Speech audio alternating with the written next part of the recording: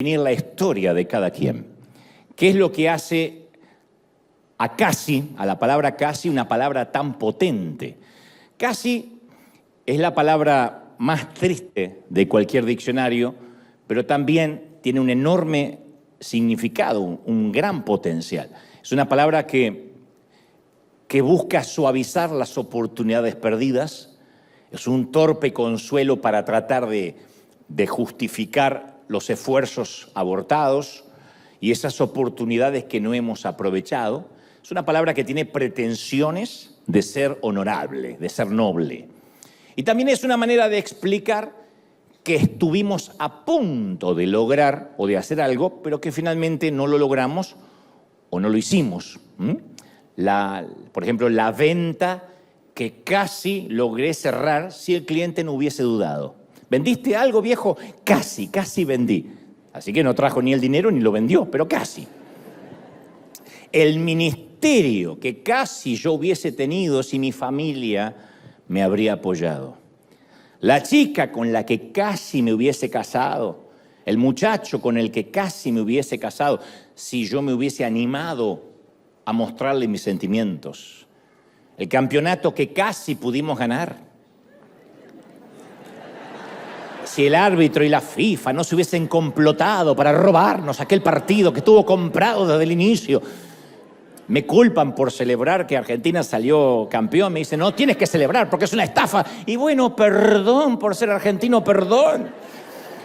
Yo no digo si fue una estafa o no fue una estafa. Lo que digo es que muchas veces Argentina también casi ganó la Copa del Mundo.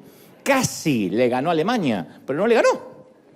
Y todos en algún momento hemos usado esa palabra, acuñándola dentro de una frase de autojustificación, ¿no? Te conté de esa vez que casi me eligen como gerente. Sí, una vez, casi. Después me despidieron, pero casi. ¿Alguna vez te dije que casi jugué al fútbol en primera división? En Argentina todos casi fueron futbolistas, todos.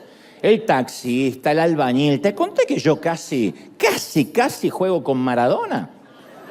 No pude porque me lesioné en el colegio, pero casi fui un profesional. O sea, una historia totalmente incomprobable como Wikipedia. No se puede comprobar, pero dicen casi.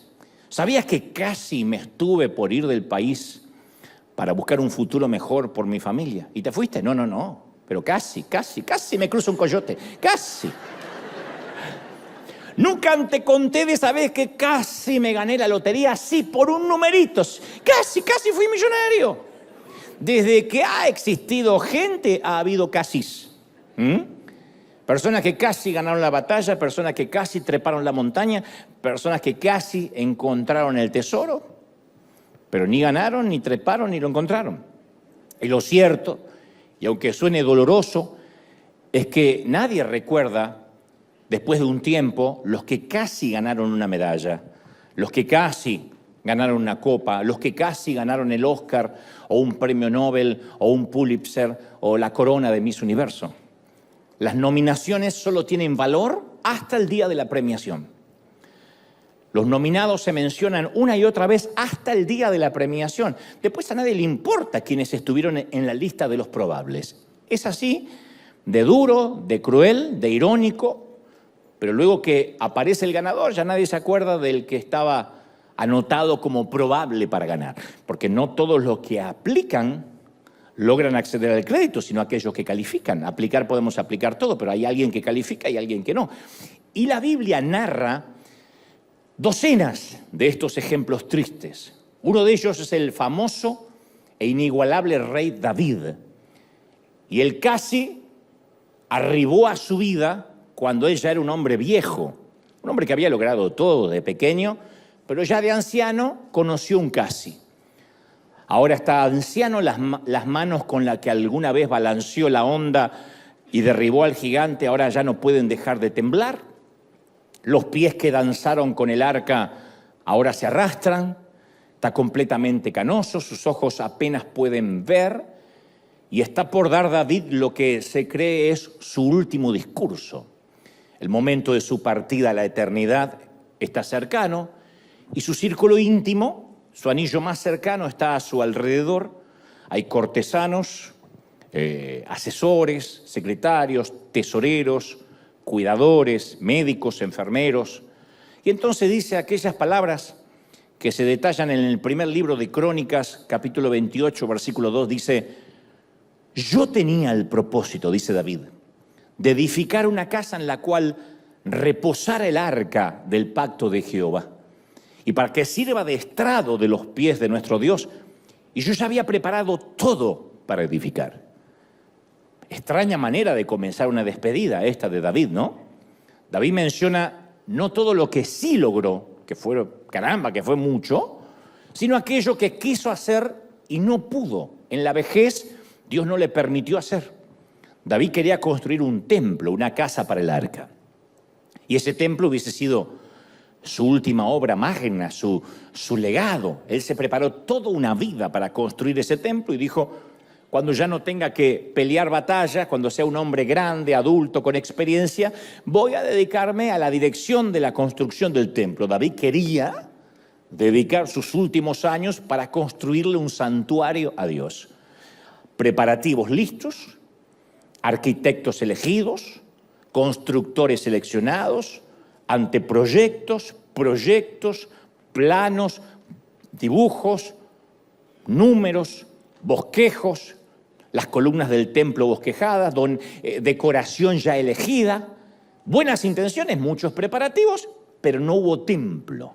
¿Por qué razón? Si estaban todos los recursos a la mano. Bueno, Primera de Crónicas 22:3 se relata: además David juntó mucho hierro para los clavos y las bisagras de las puertas, y juntó bronce en abundancia. También amontonó mucha madera de cedro en abundancia. Estamos hablando de toneladas de material para construir un megatemplo. Entonces, ¿qué pasó si los recursos estaban? Bueno, el propio David, que cada vez que escribe y cada vez que relata algo es poesía descarnada, él no vive simulando, él no es hipócrita, él no oculta la verdadera razón de su casi. Él dice: no pude construir el templo porque Dios me dijo: tú no edificarás casa en mi nombre porque eres un hombre de guerra y has derramado mucha sangre. Tu hijo Salomón será quien edificará mi casa y mis atrios. Se ve que el temperamento sanguinario de David y su carácter casi indomable, que le sirvió para la guerra y las batallas, le costó el privilegio del templo. David había pasado de ser un hijo olvidado a la realeza, de arrear ovejas a liderar ejércitos, de dormir en una cueva a vivir en un palacio, pero en su vejez conoció un casi. Casi construye el templo. Solo que Dios no se lo permitió, y esta sería la última gran frustración del rey David. Todo lo que se preparó para toda una vida, en el final casi lo logra, pero no lo logró. Los libros de historias y las crónicas relatan de que David no construyó el templo. La palabra casi es muy parecida al adverbio de cantidad cuando decimos por poco, por poquito, que es muy usado para a veces mostrar la frustración de no haber alcanzado algo, o también para explicar la satisfacción de que algo malo no pasó. ¡Ay, por poquito! Por poco no tuve un accidente, decimos, ¿no? ¡Qué bueno que no tuviste un accidente! Por poco casi me agarra la migra. ¡Qué bueno que no te la agarró! Por poco mi suegra se quedó a vivir en casa. ¡Aleluya! Esos por poco son valorados, ¿no? Hay otro ejemplo, antes de meterme de lleno en lo que Dios quiere decirnos, otro ejemplo de otro casi, de otro por poco. Esta vez no es David, es otro rey, se llama Agripa. Entonces, Herodes Agripa era un diplomático que a través de la amistad con la familia imperial romana obtuvo el reino de su abuelo, Herodes I, Herodes el Grande. Y Agripa era experto en asuntos políticos, en asuntos judíos, era una suerte de diplomático, y el apóstol Pablo, dice las Escrituras, fue llevado ante él para declarar ante el juzgado de Agripa. Entonces Pablo, para hacer la historia corta, relata su testimonio ante Agripa, habla sin pelos en la lengua, bien al estilo Pablo, y es entonces cuando Agripa, al final del discurso del apóstol, menciona aquella histórica frase que figura en Hechos 26-28. Pablo, por poco me persuades a ser cristiano. Casi, casi. O sea, Agripa fue impresionado, conmovido, no me cabe la menor duda, quizás confrontado, pero no fue cristiano por poco, por poquito. En otras palabras, otro que tuvo casi un encuentro con Cristo, casi. ¿Vieron cuando alguien dice, ¿tú eres cristiano? No, pero casi, soy primo, no soy hermano, pero soy primo. Casi. Por poco es una cantidad incompleta. En las matemáticas divinas esa cantidad no cuenta. No basta estar cerca de la cruz y lejos de Cristo. Por poco conozco al Señor. De hecho, yo creo que el infierno está colmado de gente que por poco o casi fue salvada. Hay un montón de gente que dice, ¿en serio vengo a quemarme? Y sí, porque por poquito se va para arriba, pero por poquito se va para abajo. Por poco. Otro de los famosos casis de la Biblia, el más emblemático, es Poncio Pilato. Pilato es un patricio bajito, con ropas muy costosas, como todo petizo, agrandado, pechito de paloma, disculpen los que son de baja estatura, como todos los petizos de la Biblia, no los contemporáneos. Como todo prefecto, usa el cabello cortito, me lo imagino afeitado, prolijo, así se lucían los magistrados romanos, y especialmente los prefectos. Lo preceden 2 soldados que bajan por la escalera de piedra dentro de un inmenso patio hecho con mosaicos de roca. El pequeño magistrado se sienta en su silla y le traen al acusado del día. El presunto criminal tiene los pies hinchados, llenos de barro, manos tostadas, nudillos protuberantes. Se nota que fue carpintero al menos por 3 décadas. Más que un obrero, piensa Pilato, más que un disidente, este es un obrero, parece alguien común. Tiene un ojo negro y cerrado con moretones por la hinchazón de la tortura. El otro ojo mira al suelo. El labio inferior del acusado está partido, sangrando, los cabellos llenos de sangre pegados a su frente. Es obvio que antes de traer al acusado ante el procurador, le propiciaron una muy buena paliza. La experiencia le ha enseñado a Pilato a mantenerse alejado de las trifulcas judías, especialmente de las religiosas. Él no se mete con eso. Pero tiene que admitir que siente curiosidad. ¿Por qué este Jesús ha agitado tanto al pueblo? Si fuera por la naturaleza de los cargos que se le imputan, Pilato soltaría al hombre de inmediato, porque no hay ninguna prueba contra él, excepto el odio de quienes lo trajeron. Pero el pueblo tiene sed de sangre y están exigiendo un veredicto. Entonces el pequeño hombrecito que representa el poder del Imperio Romano dice, hey, ¿eres tú el rey de los judíos? Jesús no levanta la cabeza, pero a lo mejor alza los ojos, uno de ellos, el otro no lo puede abrir. Pilato piensa, ¿cuántos ojos desorbitados lo han mirado así, pidiendo misericordia, rogando la absolución? Pero este carpintero no ruega, este carpintero no se defiende, solo responde sin levantar la voz en un tono casi monocorde, dice, tú lo dices. Vuelvo a preguntarte, ¿eres el rey de los judíos? Y él vuelve a decir, tú lo dices.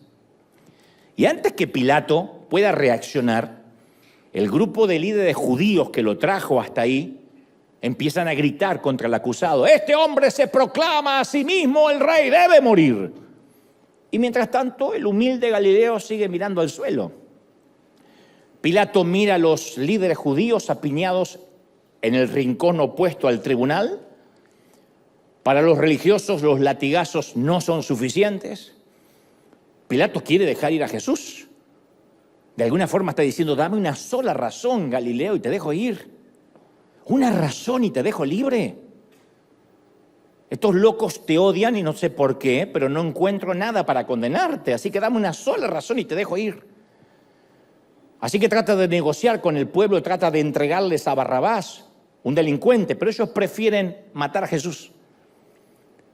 Cree que si manda a Jesús al poste de los azotes, si le dan 39 latigazos, los que lo acusan se quedarán conformes. No, ellos quieren que Jesús vaya al Gólgota. Pilato declara que no encuentra ningún crimen en este hombre, pero ellos lo acusan de violar la ley, de oponerse al César. Así que Pilato casi lleva a cabo lo que hubiese sido el más grande acto de misericordia de toda la historia mundial, casi. Él casi puso en libertad al Hijo de Dios. Claro, teológicamente alguien puede decir, pero eso hubiese impedido el plan divino. Ok, pero vamos a centrarnos en Pilato. Él casi pudo haberlo liberado. Él tenía el poder. Él tenía la decisión. Él usaba el anillo con el que se sellaban las órdenes. El anillo de Pilato tipificaba que el César lo endosaba. Y Lucas 23:22 dice, Pilato les dijo por tercera vez, ¿qué mal ha hecho este hombre? No encuentro en él ningún delito que merezca la muerte. Así que lo castigaré y lo soltaré. Y en esta historia uno puede empezar a visualizar las razones por las que a veces se dan los tristes casi, como el caso de David, el caso de Agripa y este caso, el de Pilato. Dice la palabra que los religiosos daban grandes voces, gritaban, pidiendo que Jesús fuese crucificado. Y las voces de ellos, dice la palabra, prevalecieron, taparon todos los razonamientos, prevalecieron por encima de las demás. Hubo varias voces que Pilato pudo haber oído. Él pudo haber oído la voz de Jesús.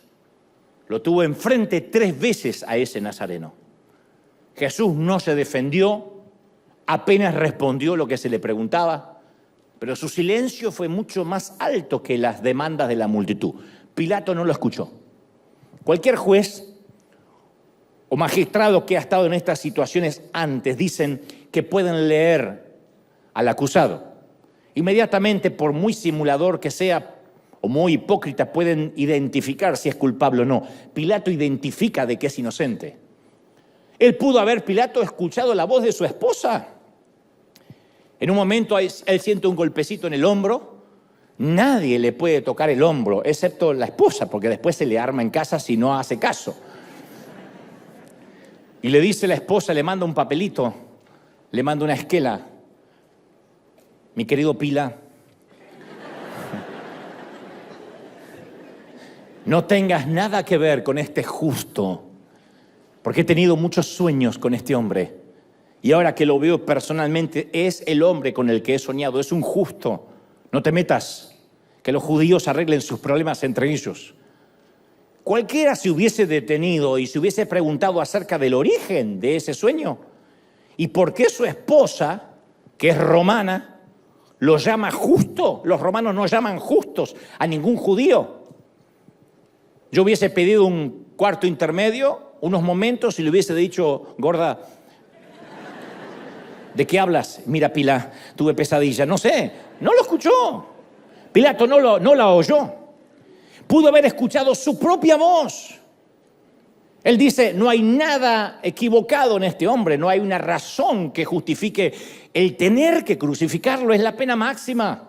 Es lo que le hacemos a los delincuentes, a los criminales, para que sea una exposición, una lección al resto del mundo, no un hombre que dijo un par de cosas que a ustedes no le agradaron. Él pudo haber escuchado muchas voces, Pilatos digo, pero no lo hizo. Tantas voces, la voz de la religión, la voz de la conveniencia, la voz de la política, la voz de la conciencia. Así que Pilato se hace esa pregunta también muy famosa en las Escrituras. ¿Qué haré con Jesús, llamado el Cristo? La pregunta sigue resonando a través de los siglos. Hay mucha gente que se pregunta, ¿qué voy a hacer con Cristo? ¿Qué voy a hacer con este Jesús? ¿Dejo que entre en mi vida o sigo de largo? ¿Qué voy a hacer con Cristo? Él dijo, ¿qué haré con este hombre? Lo expresó verbalmente, no sabía qué decisión tomar. Él casi lo liberó, pero no lo hizo. Pilato supuso que podía evitar tomar una decisión. Puedo evitarlo. Puedo mantenerme neutral, dijo, puedo ser gris. Y al no escoger, escogió. Al no elegir, eligió. Ese es el gran síndrome de los que dicen, yo miro de lejos, no quiero estar tan cerca ni muy lejos, y cree que de esa manera está siendo neutro. No, cuando uno no escoge, está escogiendo. La neutralidad no existe en las cosas de Dios. Y Pilato, en vez de pedir la gracia de Dios, pidió una palangana. El acto de lavarse las manos no era parte del proceso legal. No se estilaba. Hasta ese momento nadie jamás lo había hecho en un magistrado. Pero esta era la forma de Pilato de comunicarle a la muchedumbre su desapego del caso. Cuando él se lavó las manos, la sentencia estaba implícita. Era una suerte de, hagan con él lo que mejor les plazca, yo no tengo nada que ver. Yo no lo estoy condenando. Pero lavarse las manos significa, y tampoco lo estoy impidiendo. Y este acto quedó en la cultura hasta el día de hoy como símbolo de quien por conveniencia personal cede ante la presión de la mayoría y se desentiende de un veredicto injusto. Nos duele cuando un político se lava las manos. Lo peor que nos pueden decir es, fulanito se lavó las manos. ¿Qué hizo el juez? Se lavó las manos ante el violador. ¿Qué hizo el presidente? Se lavó las manos cuando alguien identificó corrupción en su Senado. ¿Qué hizo el pastor? Se lavó las manos cuando alguien confesó públicamente que estaba haciendo las cosas con doble moral. El lavarse las manos implica un acto de purificación superficial, pero que no logra eludirlo de la responsabilidad final. Y en vez de invitar a Jesús a quedarse, lo envió lejos de él. En vez de escuchar la voz de Cristo, escuchó la voz del pueblo, y Pilato aprendió que no hay infierno más oscuro que el infierno del remordimiento. Lavar sus manos 1000 veces nunca lo va a librar de la oportunidad que dejó pasar. Nunca logrará perdonarse a sí mismo por algo que podía haber hecho, pero que no hizo. La historia no termina con él lavándose las manos. El lavarse las manos hizo que pasara la historia como el magistrado que casi dejó libre a Jesús. Y luego hay leyendas que pululan por ahí. Dicen que la mujer de Pilato se entregó a Cristo, rindió su corazón al Señor. Y la leyenda también dice que Pilato vivió el resto de su vida cerca de un lago y se lavaba las manos frenéticamente varias veces al día tratando de evitar la culpa, pero nunca se la pudo quitar. Lo cierto es que tiene que ver con el comentario popular, con el folclore. No sabemos si fue así. Pero lo que sí sabemos es que el remordimiento nunca se le fue a Pilato. Eso pasa con los casis. David, Agripa, Pilato son apenas 3 de los casos más emblemáticos de la historia. Pero cada uno de nosotros hoy también hemos vivido o estamos por vivir un casi. Todos tenemos nuestro por poco. Yo he estado en varios lechos de muerte, acompañando a los que están en la estación final, obviamente, y he escuchado muchísimos lamentos de cosas que casi hicieron, pero que no hicieron. Yo siempre digo, hay muy poca gente arrepintiéndose de lo que hizo, porque eso se arregla con una brevísima oración. Señor, perdona mis pecados, límpiame.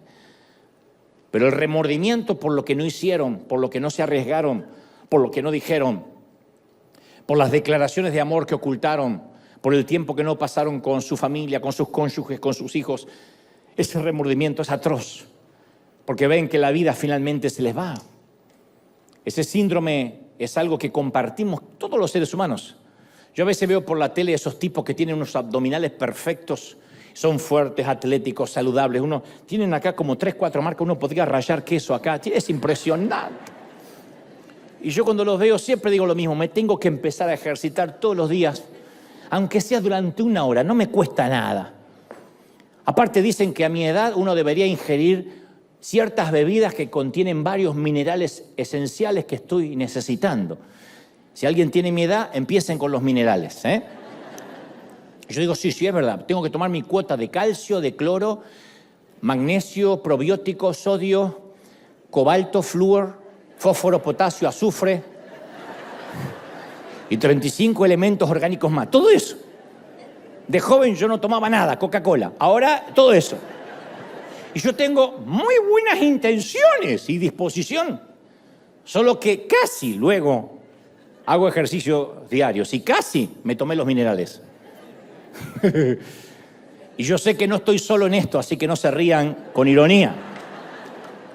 Sé que hay gente aquí que se compró herramientas para reparar tejas o una puerta y dice, ya está, basta, me cansé, voy a Home Depot y compro lo que necesita. Y nunca reparó un cuerno en la casa, pero tiene las herramientas. ¿Reparaste la teja? No, pero casi, ya tengo las herramientas. Oh. Otros se compraron una cinta de correr y ahora cuelgan toallas y chaquetas. Pero casi empezaron una vida sana. Ahora, yo sé que ciertas cosas son opcionales y depende de cada quien, como la de lograr músculos abdominales bien definidos o reparar una puerta. Pero hay otras cosas que sí son esenciales, como la carrera de la fe. El escritor de los Hebreos dijo, corramos la carrera que tenemos por delante sin cesar, nunca te detengas. No hay algo así como ponte al lado del sendero, tómate un tiempo, un sabático. Corre sin cesar la carrera de la fe.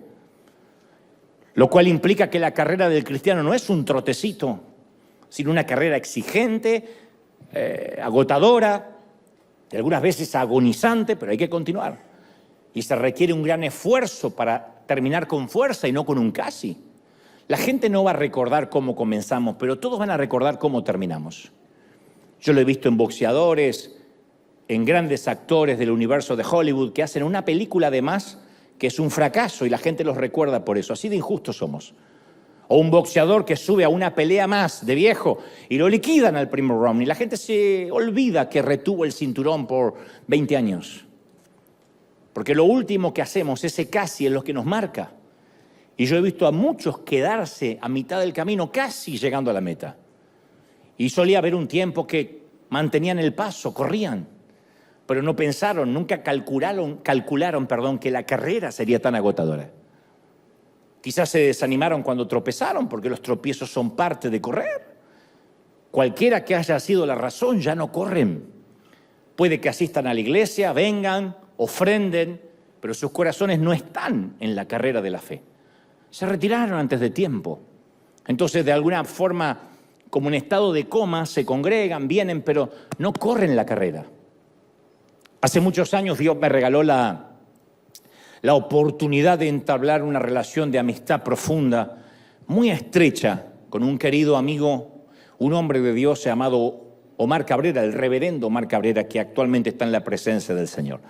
No fui amigo toda su vida, ni toda mi vida, pero los últimos años de él sintió de dedicarme a algunos desayunos. Me dijo, vamos a desayunar al menos unas 2 veces por semana porque quiero transmitirte, quiero volcarme en ti, quiero vaciar lo que yo sé. Y para mí fue un regalo impresionante. No falté a solo ni una de esas citas. Y una mañana durante un desayuno le pregunté a Omar si solo pudiera darme un consejo, algo que yo debería saber y atesorar por el resto de mi vida. ¿Cuál sería ese consejo? Y el hombre me dijo, ¿estás seguro que quieres oírlo? Porque muchos me han hecho esa pregunta, pero no están listos para oír la respuesta. Yo le dije, sí, quiero saber cuál es ese único consejo por encima del resto. Y agregó, solo mantente enfocado, mijo. Mantén el rumbo por el resto de tu vida, no pierdas tu norte. ¿Me oíste, hijo? No pierdas el norte. Sea cual sea tu norte, no lo pierdas. Y agregó, porque en este negocio, cuando hablaba de negocio, hablaba de los negocios del reino, los negocios del Padre, como lo definió Jesús a los 12 años. En este negocio hay que aguantar, todo se trata de aguantar. No es una carrera de 100 metros, es una maratón de resistencia. Y hay que permanecer, hay que durar, hay que sostenerse, hay que aguantar los golpes y estar ahí. Yo agradecí eso. Y me he olvidado otras cosas por la fragilidad de mi memoria. Pero he guardado ese axioma hasta el día de hoy. Si algo nació en el corazón de Dios, se supone que debe permanecer. Y debe permanecer y mantenerse en el tiempo hasta el final, terminar bien. En el libro de los Hechos, el capítulo 5, el versículo 35, se narra que el Sanedrín, los religiosos de la época, los fariseos querían condenar a muerte a los discípulos. a los seguidores de Jesús. Los querían ejecutar. Y entonces se para en el medio de la corte del magistrado un tal Gamaliel, doctor de la ley, un tipo muy respetado, y presenta una magnífica interpelación que para mí, a mí me ha salvado la vida cada vez que recuerdo estas palabras. No son las más conocidas, no aparecen en las calcomanías, ni se pegan, ni se usan como pegatinas en los automóviles y en las neveras, pero caramba que estas palabras a mí me han salvado la vida más de una vez. Gamaliel dijo: hombres de Israel, les habla, insisto, a todos los que quieren condenar a los discípulos. Piensen 2 veces lo que están a punto de hacer con estos hombres. Y luego da una explicación, dice: hace algún tiempo, ustedes saben que surgió un tal Teudas, que se jactaba de ser el Mesías. ¿Se acuerdan de Teudas? Oh, dijeron todos, sí. Se le unieron como 400 hombres. Él decía, Teudas, que era el Cristo. Pero lo mataron. Y que yo sepa, no resucitó. Ahí está el cuerpo. Y todos los seguidores se dispersaron y ahí se acabó todo. Después surgió un tal Judas el Galileo, ¿se acuerdan? Oh, sí, en los días del censo. Y logró también que un grupete lo siguiera. Porque como decía mi mamá, esto no lo dijo Gamaliel, sino mi mamá, para cada roto hay un descosido. Bueno, y a este Judas, dice Gamaliel, también lo mataron. Y todos sus secuaces se dispersaron. Ajá. Bueno, en este caso, les aconsejo, varones de Israel, que dejen a estos hombres en paz. Caerán por su propio peso si tienen que caerse, suéltenlos. Si lo que se proponen y hacen es de origen humano, va a fracasar. Van a quedar en un casi. Pero si es de Dios, no lo van a poder detener y no sea que se encuentren luchando contra Dios. Cuando dijo eso, les corrió un frío a todos por la espalda que empezó acá y terminó donde culmina el nombre digno de la espalda. Y soltaron a los hombres. El razonamiento es sencillo. Lo que es humano termina en un casi. David intentando construir el templo, Agripa diciendo, por poco me persuades a ser cristiano. Pilato diciendo, me lavo las manos, casi puedo liberarlo, pero no lo voy a hacer. Gamaliel les habló de aquellos que decían haber sido Mesías y casi fueron Mesías, pero no lo hicieron, no lo fueron. No resucitaron, no liberaron a nadie.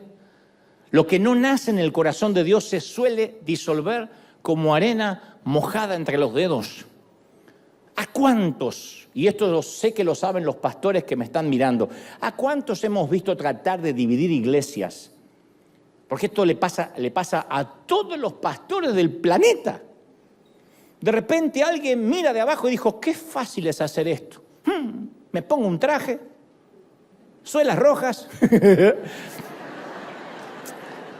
y predico, digo 3 chistes y ya está. Algunos creen que es fácil, entonces dice, bueno, me voy a poner una iglesia y se llevan siempre adeptos, siempre lo encuentra, para un roto siempre hay un descosido, siempre detrás de un loco hay otro más loco que lo sigue. Y dicen, Dios me mandó a poner un ministerio nuevo, pero este va a ser más poderoso, o más fogoso, o que no sé, o más sanador, o no va a haber suegras aquí, no sé lo que prometan. Y luego quedan frustrados, estancados, olvidados. Yo recuerdo a alguien que me dijo, Dante, yo voy a ser el único que se vaya de River y voy a tener un gran éxito. Y no valió de nada que yo le explicara que cuando alguien busca el éxito es esquivo. Nunca la búsqueda del éxito puede ser el motor y menos el combustible de un llamado genuino. No nos metemos en el negocio de las almas para tener éxito. Una buena fama para con los hombres, así como el éxito bien entendido o los recursos, el dinero, nunca se buscan. Llegan solas, como la cosecha de una buena siembra de años. Cuesta 30 años hacer un éxito de la noche a la mañana. Y eso llega. Dice la Biblia, te alcanzarán las bendiciones. ¿Alguien lo cree, sí o no? No dice, buscará las bendiciones. Las bendiciones te alcanzarán. Hombres como este muchacho que me dijo eso, ignoran el principio de Gamaliel. Si realmente es de Dios, prevalece. Si no, queda en otro casi. No hay cosas instantáneas en el reino de Dios, es una resistencia. Cuando las multitudes seguían a Jesús con propósitos egoístas, Él les recordaba el costo. Y en Lucas 14, 28 usa hasta una metáfora de construcción para que entiendan. Les dice Jesús, supongamos que alguno de ustedes quiere construir una torre. Si tienen algo de sentido común, ¿acaso no se sientan primero a calcular el costo? Para ver si tiene suficiente dinero para terminarla, porque si construye un piso no es una torre. Si echa los cimientos y no puede terminarla, todos los que lo vean, dijo Jesús, van a comenzar a burlarse y dirán, este hombre no pudo terminar lo que empezó a construir. ¿Cuánta gente hemos conocido que son torres a medio construir? Que quisieron, pero no calcularon el costo. Y dijeron, yo voy por la fe. ¿Y el costo? Ir por fe no es improvisar. Te puedo contar decenas de casos de cuando yo era chiquito, o jovencito, o niño, que en la iglesia donde nos congregábamos, alguien dejaba el trabajo en la fábrica metalúrgica o abandonaba el empleo porque decía, voy a vivir a partir de ahora por fe. Dios me dijo. Y se moría de hambre, él, los hijos, la familia. Terminaba divorciándose, un caos, porque hacían de la ignorancia una virtud, de la improvisación un don. Entonces nunca solo las buenas intenciones son suficientes para terminar aquello que empezamos. Las intenciones Dios nunca bendice intenciones. Si no, cuando lleguemos al cielo, el Señor en lugar de decirnos bien hecho, siervo fiel, nos diría, bien intencionado, siervo fiel. ¡Oh! ¡Qué intenciones que tenía! Sí, nunca hemos visto un dedo, pero qué intenciones buenas. Y hay de los que empiezan a construir, pero no termina aquello que comenzaron por falta de cálculo. Todo en la vida merece un cálculo. Si vas a casarte, tienes que calcular los costos. Si vas a tener hijos, tienes que calcular los costos. Si decides no tenerlos, tienes que calcular los costos de no tener hijos. Si vas a comprar una casa, si vas a emprender un crédito, si vas a irte de un país, quedarte en el país, todo tiene un costo que hay que calcular. Si vas a las urnas a votar democráticamente por un presidente, tiene un costo. ¿Cuánta gente hemos conocido que se enamora de un restaurante y dice, ay, cómo me encantaría ser dueño de uno? Pero jamás se dieron una vuelta por lo que significa una cocina. El restaurante no es lo que se ve de afuera con los cuadros y las velas, el caos que está pasando dentro de la cocina. Eso es con lo que vas a tener que lidiar. Y yo con el paso de los años he aprendido que lo importante no es correr rápido, sino mantenerse en la carrera. Después me dijo un arriero que no hay que llegar primero, sino hay que saber llegar. Lo cantamos, pero no lo ponemos por obra. Hay que saber llegar. Servir al Señor no es una carrera de 100 metros, es una maratón de resistencia, resistir. Yo me alegro mucho cuando me encuentro con consiervos que siguen en carrera con el paso de los años. La vida nos separó, nos llevó por caminos diferentes, pero a veces me encuentro con gente que me dice, yo estoy sirviendo al Señor en tal provincia, en tal país, soy misionero, nos conocimos antes cuando éramos jovencitos. La vida nos llevó, insisto, por senderos diferentes, pero cuando nos volvemos a encontrar y aún estamos enlistados, significa que no abandonamos, que no nos rendimos, que no bajamos los brazos. Y en el interín todos tuvimos problemas y tenemos problemas, porque los que permanecen no son los impolutos, los perfectos y esos que se muestran sin pecado desde los estrados. Todos tenemos problemas. El que dice que no es un timador. Pero todos luchamos con debilidades, con problemas, todos somos decepcionantes. El tema es mantenerse a pesar de las decepciones, sostenerse. Es maravilloso ver la durabilidad, la longevidad en el ministerio. Aquí tenemos mucha gente que sirve con mujeres que en lo personal yo las conozco, los conozco desde hace 16 años. Cuando llegamos a la Catedral de Cristal y los veía, y no han cambiado su sonrisa y su entrega. Había recién aquí una muchacha, otro muchacho que yo los conozco de años. Después hay gente que se sumó, gloria a Dios por ellos. Pero hay aquí un equipo de pastores, de servidores que han permanecido y a mí me produce Algo tan lindo el saber que son fieles. Ahora en Panamá fue a visitarnos el pastor de Cuba, el pastor local de Cuba, el que nos ayudó a que construyamos las casas, lo hemos visto por video. Y él dice, pues déjame que yo le diga algo. ¿Quiere que yo le diga algo, pastor? Yo estaba esperando, hablan así los cubanos, no estoy haciéndoles burla ni nada, sino que tiene un tono que es maravilloso, que ojalá que en el cielo se abre así. Bienvenido, bienvenido, bienvenido. ¿Qué pasa, sabor? Dice Pedro. Sería espectacular. Y me dice, mira, yo conocí aquí a tus pastores, a Guillermo, a Rudy, a Fernando. ¿Y sabes lo que me llama la atención a mí, a todos los cubanos? El amor que ellos tienen por River, el amor que tienen por ti, pastor. Son gente leal, son gente que no murmuran, son gente que no chismean. A mí se me infló el pecho así como Argentina cuando ganó ahora hace poco.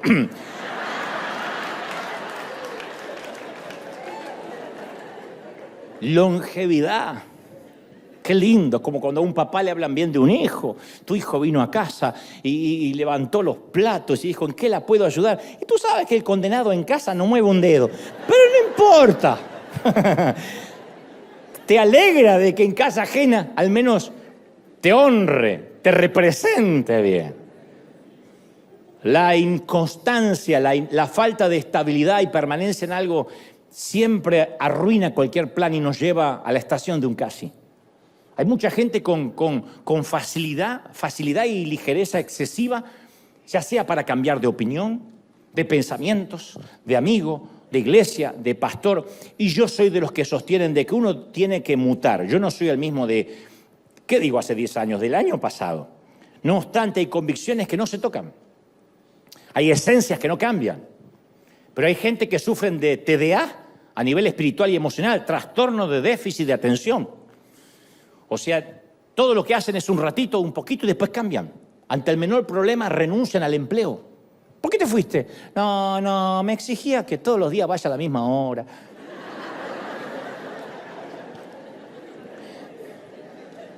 Hay quienes cambian de congregación en congregación y hasta te contabilizan las congregaciones en las que estuvieron. Y te dicen con orgullo, esta es la número 42. ¡Oh! Nunca puede echar raíces en ningún sitio, porque cuando las cosas se ponen feas o no comparte algo, se mandan a mudar. Otros son inconstantes intelectuales. Nunca terminan de leer un solo libro completo en toda su vida. Tiene más de 20 libros en la mesa de luz, todos a medio terminar. Y divagan como si tuvieran dislexia, pero lo que tienen es inconstancia. Por lo general, el que es inconstante intelectual lo es también en términos espirituales, por lo general. Hay corazones que están distraídos, que están desenfocados. Así hasta para cuando consumen streaming. Miran una serie y la dejan por la mitad, miran una película y la dejan por la mitad. Porque se aburren. Vidas sin estrategias, vidas sin prioridad definida, erráticas. Tienen hipo espiritual crónico. Y van donde el hipo los lleve. Vivimos en una época de gente frágil, de gente inconstante, lo podemos ver. Yo una vez te conté que leía que los sociólogos dicen que los nacidos entre 1990 y 2000, no digas amén por las dudas, se los considera en su mayoría, siempre hay excepciones a la regla, la generación de cristal, porque son los hijos de la generación X, que atravesó muchas carencias y salieron adelante a los golpes para tener como prioridad el darle a sus hijos una mejor calidad de vida, para que no pasaran lo mismo que ellos tuvieron que atravesar. Hasta ahí está todo bien. Sin embargo, eso trae consigo un problema. Son los hijos más inconstantes y más frágiles que jamás tuvo la humanidad, porque no tuvieron nunca frustraciones, porque nunca se encontraron a problemas reales. Nacieron en la edad digital. Yo nací analógico y me hice digital de grande. Pero estos ya son digitales. Y ellos todo es efímero, como las redes sociales, son la generación del casi. Casi estudio, casi trabajo, casi lo logro.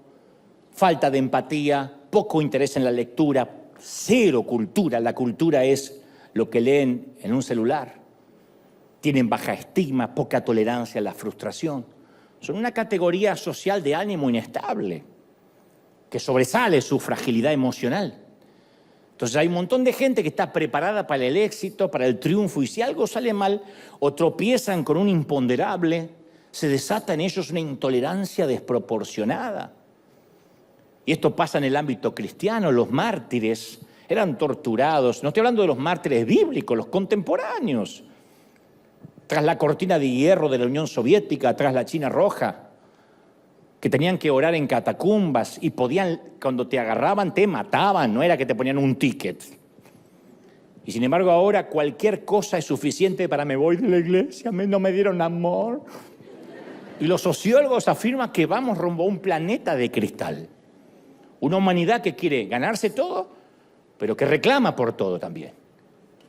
Hay gente que no se le puede hablar ni siquiera en un tono más alto porque inmediatamente se sienten agredidos y te quieren hacer una denuncia de abuso emocional. Por favor, me estás abusando. Me estás abusando. ¿De verdad? Y el Señor es un Dios de longevidad, de permanencia, de resistencia. La estadística dice que el 70% de los líderes, incluyendo muchos pastores, abandona el ministerio antes de los 4 años de haberlo iniciado. Y que el 20% no llega ni a los 7 años de ministerio. La mayoría renuncian antes de ver impacto en su ministerio. Y los porcentajes de esta estadística son alarmantes. Porque si algo nace de Dios, permanece. Llegamos hasta el final, ¿sí o no? A mí durante todos estos años me ha tocado atravesar temporadas muy tristes, muy difíciles. Decepciones, traiciones en el ministerio, dolor, injusticias, falso testimonio, murmuración, difamación, crítica. Todo sumado a las redes sociales que hace 20 años atrás no estaban en boga. Un famoso autor que ya no existe, llamado Humberto Eco, dijo: antiguamente los borrachos que eran silenciados en los bares cuando decían alguna imbecilidad y eran acallados, decían, me tiene unas copas de más, llévenselo a casa. Hoy opinan en las redes sociales a la altura de un premio Nobel. Entonces, cuando uno está expuesto, uno recibe difamaciones, murmuraciones, insultos, improperios, adjetivos. Yo puedo hilvanar días y días grises de sentirme frustrado, dolido, diciendo cómo me voy a defender, qué digo. Pero siempre he logrado encontrar aliento en aquellas palabras semi-escondidas aquí en el libro de los Hechos y dichas por Gamaliel. Si esto es de Dios, va a permanecer, va a durar. Alguien tiene que celebrar por eso, esto va a durar, ¿sí o no? Ahora, esos días grises no me impidieron seguir caminando. Algún día yo sé que voy a ver la vida y estaré tranquilo de haber invertido mis años en servir al Señor. Y lo bueno de todo esto, que nada ni nadie me habrá detenido. Con errores, con aciertos, la historia va a juzgarme. La historia va a juzgarte. El tiempo es nuestro aliado. Tarde o temprano van a decir, sí, aprendí, no aprendí, me bendijo, no me bendijo. Pero el tema es llegar. Ahora, ¿qué habría sucedido si en esos días grises me hubiese rendido? Si hubiese permitido que el dolor obstruyera mi perspectiva a largo plazo. No sirvo. Las veces que colegas, pastores míos de Argentina dijeron, eres una moda, un payaso. Este tipo tiene cualquier cosa, menos palabra, menos unción, nunca nadie lo va a escuchar. Si yo hubiese oído esas voces, como Pilato, yo sería casi un predicador. Yo sería casi un hombre de Dios. Alguien que lo intentó, que quedó por la mitad, pero después la crítica fue muy grande y no pude. Tuve muchos retos económicos que no pude afrontar. Y si yo hubiese llegado a la conclusión que no servía, y si hubiese oído esas voces que pulularon a mi alrededor, yo hubiese permitido que un mal momento, que un tropiezo me robara lo que después recibí por décadas. Hoy sería parte de las enormes filas de los casi. Y Dios nos dice a diario, irrevocables son mis dones y mi llamado. No es que cuando te equivocas Dios te quita el don. Cuando fracasas Dios te quita el llamado. No se lo quitó a Moisés, no se lo quitó a Jonás. Lo metió en el vientre de un pez, pero el llamado lo tuvo. Vas a ir o por barco o por pez, pero vas. Moisés tuvo que atravesar un montón de situaciones. Ni te hablo de José. Dios no revoca el llamado. Y esto va para alguien que me está oyendo o viendo. Dios no perdió el interés en ti. Nunca, nunca, nunca, nunca. Dios va a usarte. ¿Alguien lo cree, sí o no? Dios no baja los brazos. Dios no se rinde. Dios no se da por vencido. Hay un llamado, una zarza que ardió, los dones, y eso permanece. Hagas lo que hagas. Te apartes o no te apartes, Dios se empecinó. Dice la palabra, nadie arrebata de mi mano los que son míos. Nadie. Y yo soy partidario de esos que creen que nadie los arrebata de la mano de Dios. ¿Estamos conmigo, sí o no? No sabes cómo te ama el Señor. Por eso a mí me gustan los que comprenden que tenemos un llamado a largo plazo.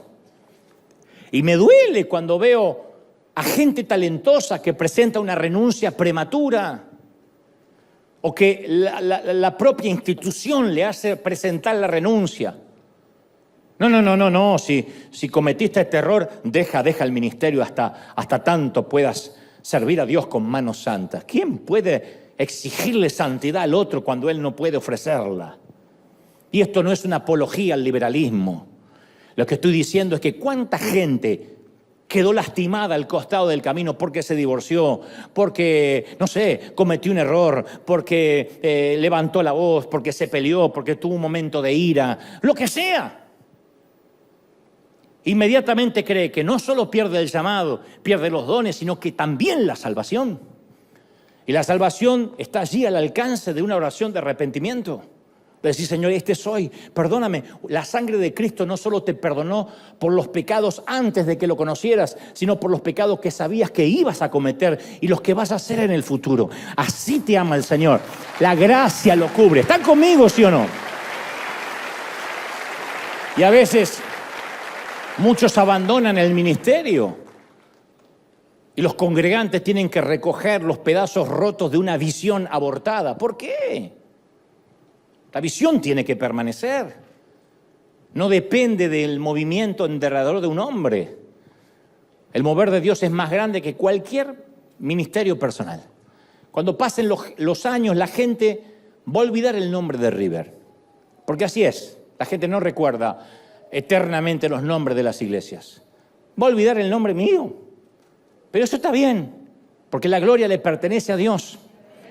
La gente olvidará a River, olvidará a Dante, olvidará a los servidores, pero nunca va a olvidar cómo Dios les cambió la vida, lo que pasó durante esta temporada. Puede que olviden la casa del pan, pero nunca van a olvidar el pan que comieron, nunca. Que cada vez que venían había pan en la casa del pan. La casa se puede olvidar, la panadería ya no está, qué sé yo, pero uno nunca olvida lo que comió. Y en una cultura en que la inestabilidad es la norma, la regla, es esencial que la gente encuentre constancia en la iglesia. Constancia. Yo siempre dije, no podemos andar saltando de visión en visión. Los líderes de River saben que esta es la misma visión que tenemos de hace años. No ha cambiado, no es que todos los domingos hay una teología novedosa, hoy vamos a hacer algo distinto. Es siempre lo mismo. Algunos se pueden aburrir, pero siempre es un enfoque en qué somos buenos. Lo hemos hablado muchas veces. Nuestro compromiso es que nunca lo sagrado se vuelva común. Y eso va a ser consistente.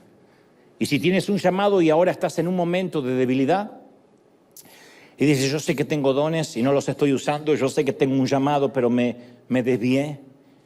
Lo único que tienes que hacer es, Dios mío, yo reconozco que soy un desastre, que tengo hipo, y el hipo me lleva de un sitio a otro y que estoy luchando con muchas cosas, pero te doy mi palabra que quiero morir como un gladiador, como un samurái, peleando, siempre yendo para adelante. Voy a ser como el junco de la Florida que se dobla con el viento y los huracanes, pero cuando pasa el viento se vuelve a levantar. Puedes contar conmigo hasta el último de mis días. Esa es la promesa que tenemos que hacerle al Señor. y nos volvemos a levantar. ¿Sí o no? El Señor no te dice, ¿puedes ser perfecto el resto de tu vida? No, Él pondrá la santidad. Él pondrá con su gracia la perfección. Lo que te pide es, ¿puedes tener continuidad? ¿Puedes invertir hasta el último suspiro en servirme? Y si te toca terminar en la cama de un hospital y todavía estás consciente porque la mente sobrevivió a tu cuerpo, ¿podrías predicarle al de la cama de al lado antes de irte a la eternidad? Podrías decirle, hey, yo estoy por irme, pero ¿qué tal si tú también te preparas para irte también? ¿Podrías servirme hasta el último aliento de tu vida? ¿Sí o no? Mira, te voy a contar un ejemplo diametralmente opuesto a los tres primeros. Al de David intentando construir el templo, al de Agripa y el de Pilato. La vida de Pablo. La vida de Pablo es la antítesis de eso. Pablo comienza su testimonio con estas palabras. Dice en Hechos 22:3, dice, yo soy judío, nacido en Tarso, pero criado en esta ciudad bajo la tutela de Gamaliel. Acá vuelve a aparecer nuestro personaje. Recibí instrucción cabal de la ley de nuestros antepasados, dice Pablo. Fui tan celoso de Dios como cualquiera de ustedes lo es hoy en día. Así comienza su testimonio Pablo. Y quiero darte esta introducción para que entiendas el punto al que voy. Tarso, donde nació Saulo, otrora Pablo, estaba a pocos kilómetros de la costa y servía como centro de comercio y abastecimiento a navegantes, piratas, mercaderes de toda Europa y Asia. Entonces, cualquier chiquito que se criaba cerca de las costas de Tarso se rodeaba de docenas de idiomas y era testigo de un crisol de culturas. Tarso era un punto de parada en un sistema de las rutas romanas. Síganme en esto. El Imperio Romano se jactaba de las carreteras. De allí viene la frase, todos los caminos conducen a Roma, cuando se pierde tu marido. Bueno, las carreteras de Roma conectaban los centros comerciales del mundo antiguo. Éfeso, Iconio, Derbe, Tarso. Tarso era un centro académico. Era como si fuera, ¿qué podría decirte hoy? Un centro académico donde están las universidades más importantes del mundo, que rivalizaba con Alejandría, con Atenas. Y Saulo aprendió la lengua franca de su época, el griego. Así que el tipo lo hablaba el griego, lo escribía y pensaba en griego, como algunos de ustedes que hablan español y piensan en inglés. Y por eso dice, aparca la troca, te llamo para atrás.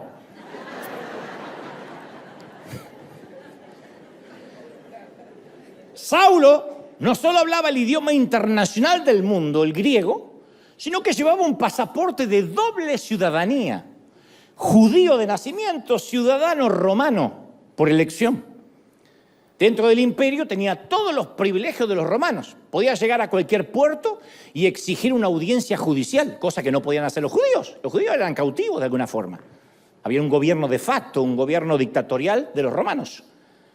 Saulo podía inclusive apelar al César. Se lo trataba como un hombre libre. ¿Cómo adquirió ese derecho Pablo? Bueno, posiblemente dice la palabra que su padre era fabricante de tiendas, carpas. Se usaba mucho para las campañas militares y el mismo Saulo aprendió ese oficio, de eso él vivía. Saulo vivía de su oficio, que a mí tanto me critican, vivía de su oficio. Quizás logró ese privilegio porque abastecía este artículo de tiendas tan necesario para los soldados romanos que siempre eran nómades en la conquista del mundo, ¿no? El joven Saulo deja Tarso con todo lo que un misionero podía necesitar. Tenía conocimiento cultural, dominio lingüístico, documentos para viajar, un oficio para ganarse la vida, no era de carga de nadie, posiblemente tendría ahorros, y se fue a Jerusalén a estudiar con los rabinos, memorizó la Torá, aprendió las leyes rabínicas. Síganme. Pablo fue un estudiante extraordinario y más tarde escribiría: en la práctica del judaísmo yo aventajaba, acá le sale el argentino que tiene adentro, yo aventajaba a todos mis contemporáneos, porque tenía un celo exagerado por las tradiciones de mis antepasados. Esto está en Gálatas 1:14. Y ahora quiero que prestes atención a lo que te diré, porque a esto voy. Quizás Saulo y Jesús se cruzaron en las calles de Jerusalén. Saulo era miembro del concilio de sacerdotes cuando perseguía a la iglesia, y la edad mínima para pertenecer al consejo eran los 30 años. Así que de ahí sacamos la edad de Saulo, de Pablo, lo cual implica que era contemporáneo de Jesús. Yo siempre me pregunté, ¿se habrán cruzado alguna vez Jesús y Saulo? No cuando Jesús le sale al encuentro camino a Damasco, antes. Piensa, un Jesús de 12 años perdido en el templo, un Saulo de 12 o 13 que va a estudiar a ese templo. ¿Habrá posado Jesús su mirada a los 12 años y habrá dicho, este otro niño va a ser mi futuro apóstol? Y esta es la frase que me gustaría que atesores, a esto iba. Antes que Saulo siguiera a Dios, ya Dios guiaba a Saulo. Antes que él siguiera a Dios, ya Dios guiaba a Saulo. A mí esto hizo la cabeza. Porque mientras que Jesús hacía su tarea, Dios permitió que Saulo no estuviera ahí con los pescadores, con los muchachos. No, que se eduque. Que tenga educación. Que tenga la documentación necesaria. Yo no lo necesito al lado de Pedro y de Santiago, que estudie.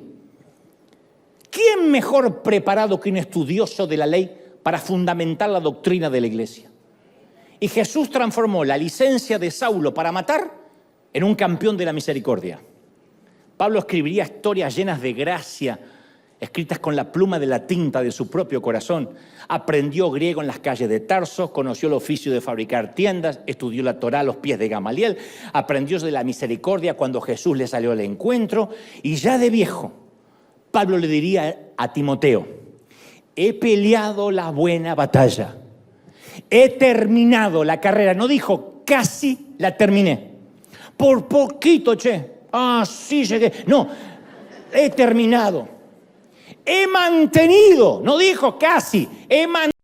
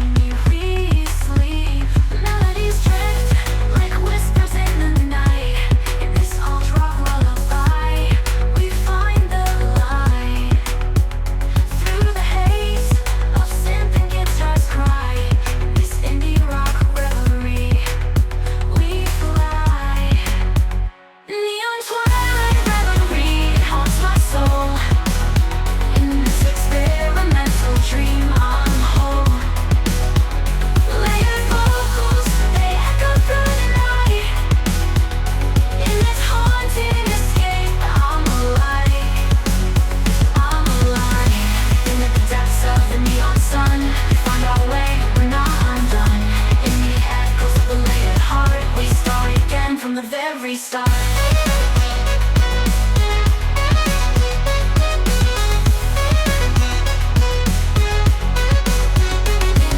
Twilight reverie, it haunts my soul. In this experimental dream, I'm whole.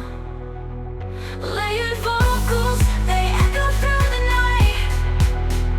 In this haunting escape, I'm alive. I'm alive.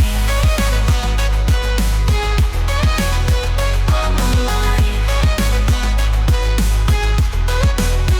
I'm alive. I'm alive. I'm alive.